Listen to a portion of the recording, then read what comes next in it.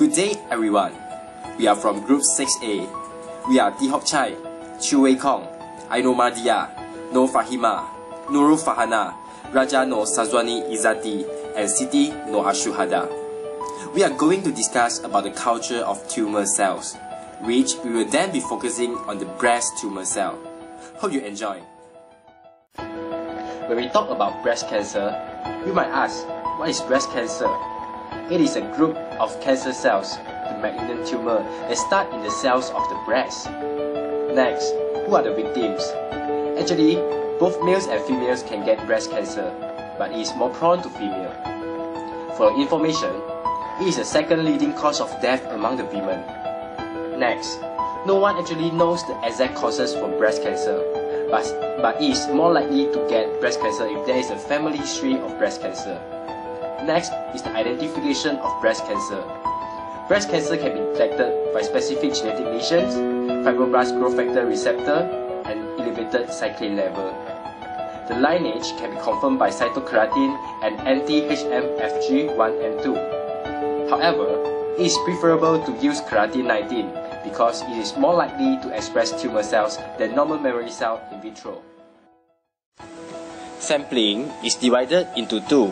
First, selection of representative cells.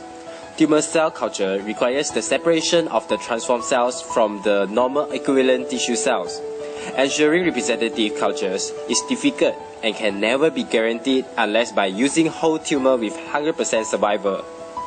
The corporate identity may be similar of original tumor after assuming that the representative subpopulations retain and can interact.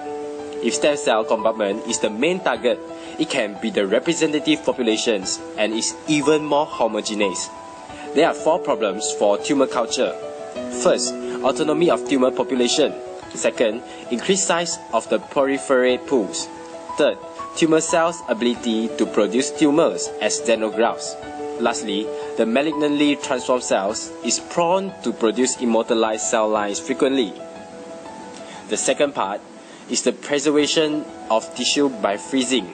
Firstly, the tumor is chopped into 3 to 4 mm pieces and washed in DBSS. Then, 4 to 5 pieces are placed in each ampoule. Then, we add 1 ml of 10% DMSO, and after 30 minutes, the ampoules are freezed at 1 degree Celsius per minute and transferred to liquid nitrogen. Then, the ampoules are thawed and swabbed thoroughly. The media is then replaced with fresh DMSO-free medium and mixed well.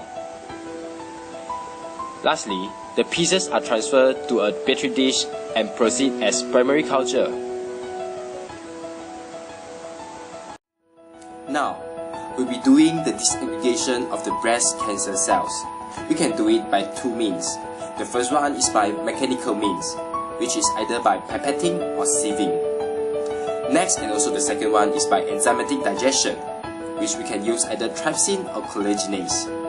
However, enzymatic digestion is more preferable. Enzymatic digestion will cause the release of many stromal cells, so it requires selective culture techniques for the elimination of these cells. Although trypsin has often been used for this purpose, its effectiveness against fibrous connective tissue is limited, and also it can reduce the seeding efficiency of the tumor cells. So, we do not use trypsin to disaggregate our breast cancer cells. Instead, we choose crude collagenase to disaggregate our breast cancer cell, as crude collagenase is more effective to various types of tumor cells, and it may need to be carried out over several hours or even days.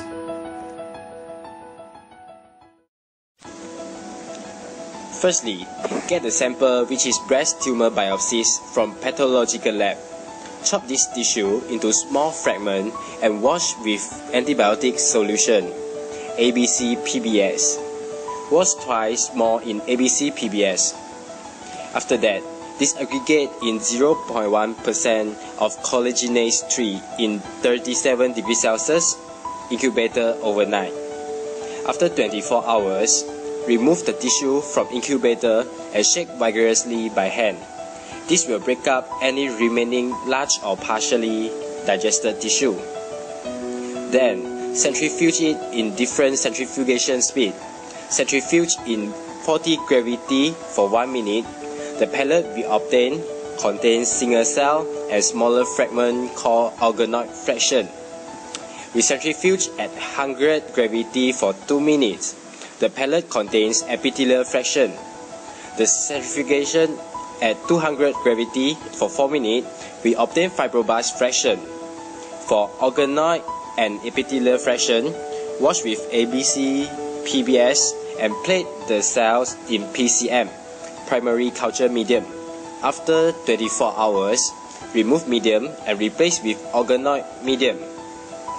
Maintain in this medium for the duration of the culture.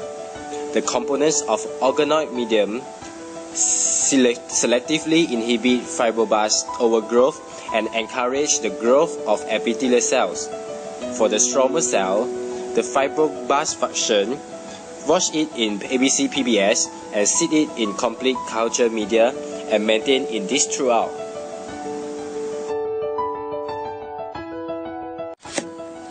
So now, we will proceed to selective culture of breast tumor cells. The purpose of using selective culture is to select tumor cells which is obtained from the primary culture. Next, there are 4 types of selective culture. The first type is selective media. The second type is confluent feeder layer. The third type is suspension cloning. And also the last type is xenografts. So, we go to the first selective culture, which is selective media. In selective media, selective agent is designed by modifying and adding suitable supplements for particular tumor cells. Next, we proceed to confluent feeder layers. For example, fetal human intestine, FHS74INT, mouse 3T3 embryonic fibroblast feeder layers. The feeder layers are used to grow mammary and breast carcinoma cells. It can prevent fibroblast overgrowth. The next type is suspension cloning. It has low colony forming efficiency and difficult to propagate colony isolated cells. So, it will not generate cell line. But it is useful on drug screening with tumor biopsies by using stem cell marker or lineage marker. Lastly, xenografts. Because of the scarcity of material of human breast tumor cells, it is difficult to culture same tumor. So, here is the alternative, which is growing the breast tumors in immune-deprived animals to produce greater amount of tumor cells. Xenografts favor selection and amplification of tumor cell population. There are 2 main hosts for xenograft. Next is the development of cell line. Some primary culture from breast cancer can be subcultured by many steps just following the subculture protocols. However, the subculture may not be capable of propagation. This happens because, first, genetic or phenotypic aberration. Second, terminal differentiation. And lastly, nutritional insufficiency. The breast cells in the subculture imply that they have not been overgrown, may even have a faster growth rate than contaminating normal cells, may be available for cloning or other selective culture methods. Subculture has its own advantages and disadvantages. The advantage of subculture is it can be amplified. The expanded cultures can be, first, cryopreserved.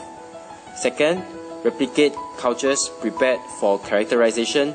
And lastly, assay of specific parameters. Then, there are a few disadvantages of subculture, which we included inherent genetic instability of the cells, and also the selective adaptation of the cell line to the culture environment. Next, we will proceed to the characterization of tumor cells. First, heterogeneity of cancer cell. Isolation of cell culture will produce different cell line types. For breast cancer cell, we use differential centrifugation. There are three major potential contaminants of cancer cell. Fibroblasts respond to mitogenic factors. Endothelial cells derive from angiogenesis factor and proliferate, while neoplastic cells continue to grow faster after reaching confluence. Secondly, method to characterize cell is by using histotypic culture. Spheroid formation happens when breast cancer cell generate spheroid, an organoid that float off. It occurs in neuroblastoma, melanoma, and glioma. Next is the filter well insert method. It recreates the surrounding of cell origin, like cell matrix interaction. This method actually studies the invasiveness, angiogenesis, and other cell interaction abnormalities.